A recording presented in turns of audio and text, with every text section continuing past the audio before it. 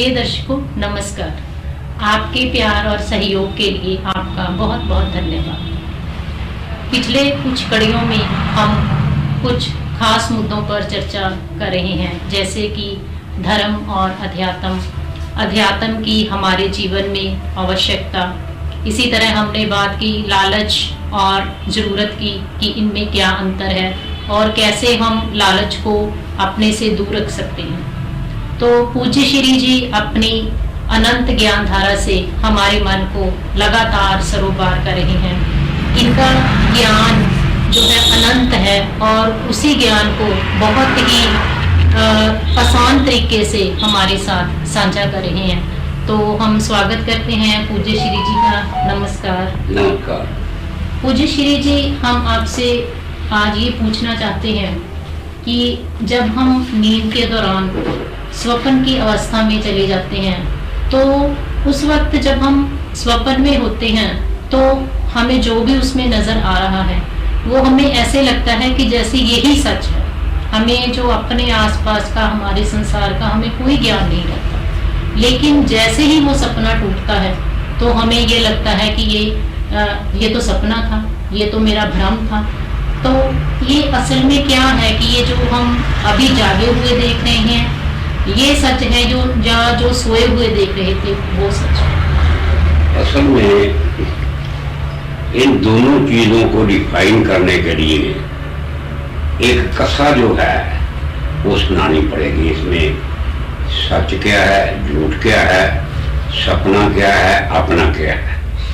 उसमें बहुत पुरातन राजा जनक जी की कहानी आती है। हाँ जी। कहते राजा जनक नूं पता करना था भी सच क्या है। हाँ जी। रात को सुपने में राजा जो है वो गरीब हो गया है। हाँ जी। वो 2-3 दिन से भूखा है। हाँ जी। वो सारा शहर में मांगता फिरता है, उसको कोई खाने को नहीं देता, उसको भूख बहुत लगी थी। हाँ जी। एक घर में गया, वहां मिट्टी के बर्तन में थोड़े से चावल लगे हुए थे। उसको भूख बहुत लगी थी। वो जब चावल खाने लगा तो कोई जानवर आके उसको धक्का देकर गिर देता है। हाँ जी। जब वो गिर जाता है उसका सपना टूट जाता है। सपना जब टूटता है उसके चारों तरफ नौकर जाकर इतने आ गए भी उसको खाने के लिए, किसी काम के लिए पूछे। वो राजा था, उसने कहा भी इसकी मैं डिफाइन करना है। अभी कुछ देर पहले तो मैं मांगता था, मुझे कोई खाने वाला, इस वक्त मैं हजारों बंदों को खिला सकता था। वो ठीक है, ये ठीक है, वो अपना है, ये अपना है। उसने सारे शहर में ढंढोरा दिया। मेरे इस सवाल का जवाब एक पाँव घोड़े की रकाब में रखने से दूसरे तक जाने तक जो जवाब देगा वो मेरा राजगुरु था। राजे के जितने थे पंडित, वैज्ञानी, जो ज्योतिषी थे, सारे आए थे। हर बंदा चाहता था कि मैं राजगुरु बना। और उसमें एक अष्टावक्र आया था। अष्टावक्र के शरीर के 8 जो कर्म थे, पहले तो सारे जवाब उसको, जितनी उसकी शर्तें थी पूरी नहीं कर सके। कोई उसके सवाल का जवाब नहीं दे पाया। जब राजा कहता भी अब कौन जवाब देगा, अष्टावक्र ने कहा मैं देगा। जब राजे को अष्टावक्र ने कहा मुझे जवाब दो, पहले कहता उसने कहा अष्टावक्र ने, हे राजन इस चमार सभा को उठा, फिर मैं जवाब। वो सारे भड़क गए, सारे गुस्से हो गए। कहते राजा हम तो तेरे राजगुरु है। ये एक कहता भी शरीर के 8 कर्म वाला हमें चमार कहता है। कहता भी गौ के 2, कहता तू इसका सवाल का जवाब दे, तूने क्यों कहा। कहते गौ के 2 गाहक होते हैं, एक गौ के दूध का गाहक होता है, एक चमड़े का।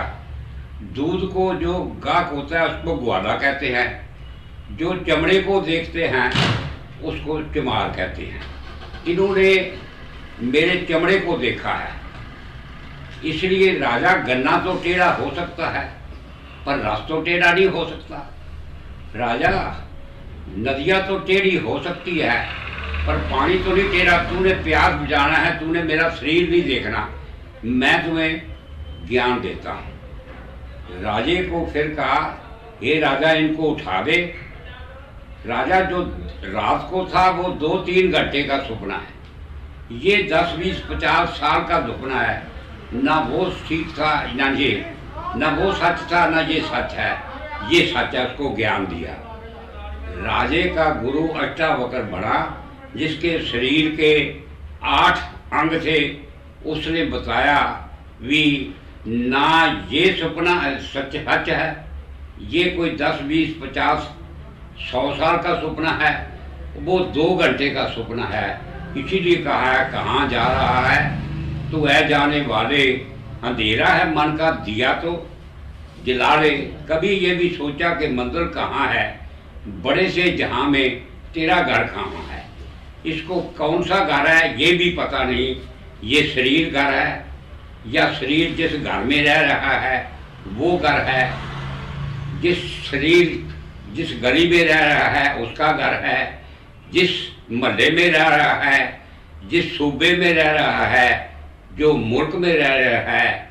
किसी ने किसी को संत को कहा भी मेरी इतनी जो है बिल्डिंगें हैं, इतने मेरे सामान हैं, इतने मेरे है जो खेत हैं, इतने मेरे बाग हैं। तो राजे ने कहा नक्शा लाओ। दुनिया का नक्शा लगाया, कहते इसमें तेरे घर कहाँ हैं। अच्छा तेरे घर तो तेरा मुल्क कहाँ है, कहता इतना। तेरे मुल्क में तेरा शहर कितना है, इतना। तेरे शहर में तेरे मकान कहाँ हैं, तो इतने विराट में तेरा अपना कहाँ है। कहता है ये संसार कागज की बेड़ी, बूंद पड़े गल जाना है। ये संसार कांटों की बेड़ी, उर्ज उर्ज मर जाना है। कहत कबीर सुनो रे साधो, सतगुरु नाम टिकाना है। ये टिकाना है, ये स्थिर है, अडोर है, ये शांत है, ये तृप्त है। इसीलिए क्या स्थिर कर वैसे हर जन प्यारे, ना डोलने वाला घर जो है, ना मिटने स्थिर कर बैठो हर जन प्यारे। सतगुरु तुमरे काज सुहारे। तुम स्थिरता में आओ, अडोलता में आओ, सहजमता में आओ, विशालता में आओ। जो ये सिस्टम है, ये हे अर्जन, ये शरीर रथ है और आत्मा रथी है।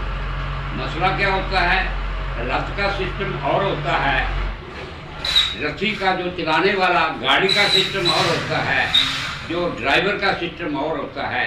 ये ड्राइवर और दोनों का बखरा सिस्टम होता है। ड्राइवर का खाना और है, जो गाड़ी का खुराक और है।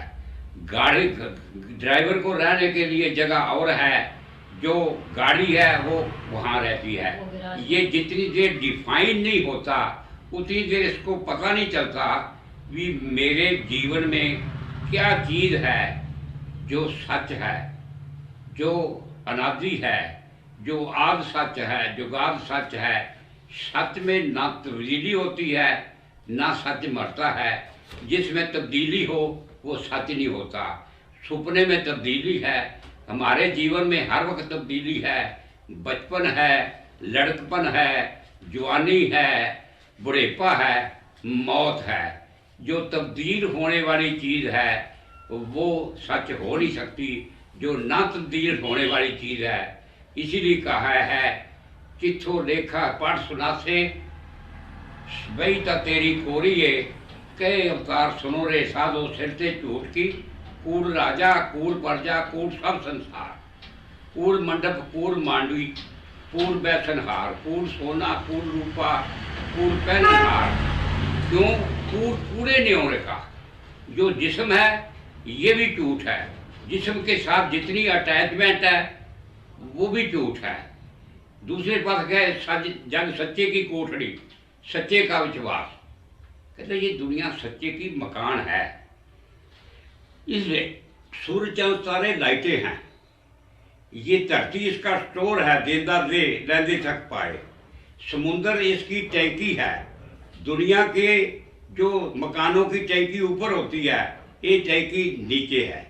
ये सारा सिस्टम जरा है जग सच्चे की कोठरी, सच्चे का विश्वास, जिसका ग्रह तिन दिया तारा, इसको लॉक किया है, कुंजी गुरसों पाई। गुरु के पास, संत के पास की चाबी है, ले कुंजी जरा ताला खोले, बिरला किस्मत वाला है। ऐसे ही ये बहुत बड़ा खजाना है, प्यो दादे का फोड़ डिठा खजाना।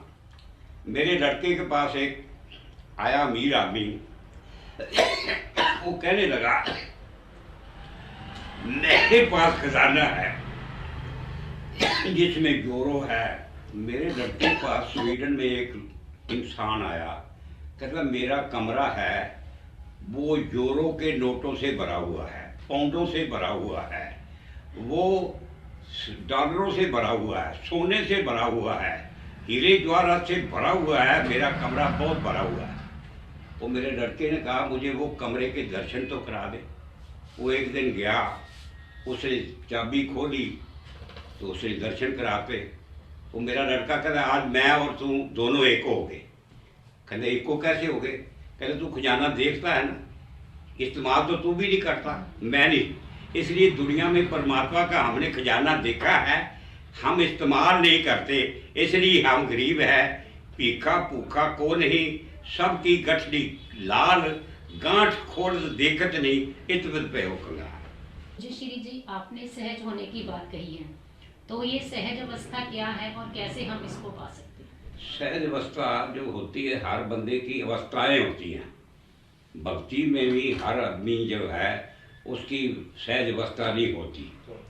उसमें हम जो बाइबल में लिखा है उसका बाइबल जो बार वो कहते हैं आप क्यों पैदा हुए।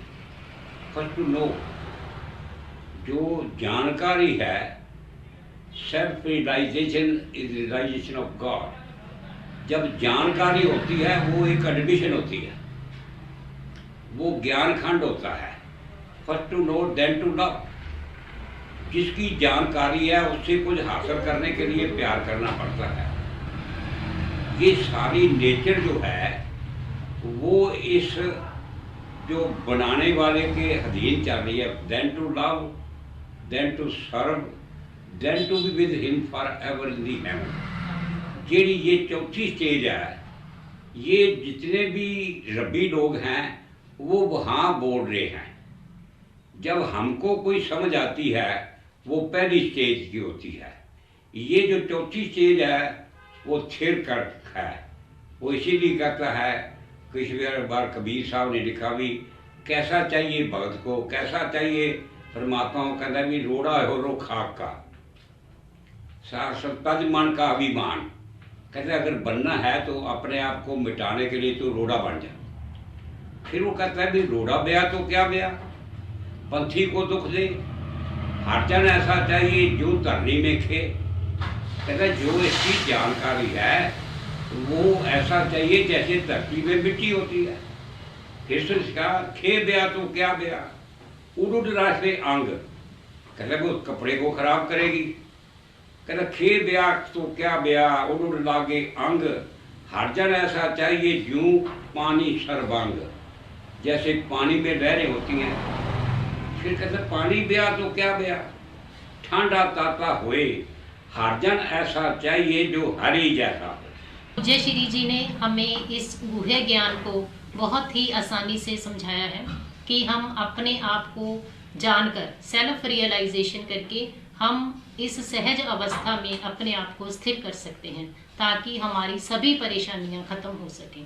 तो आप कोई भी आपका सवाल हो या आपका कोई भी सुझाव हो तो आप कमेंट बॉक्स में हमें लिख सकते हैं। और अगर आपको हमारा ये चैनल पसंद आ रहा है तो आप इसे लाइक करें, शेयर करें और सब्सक्राइब करें। धन्यवाद।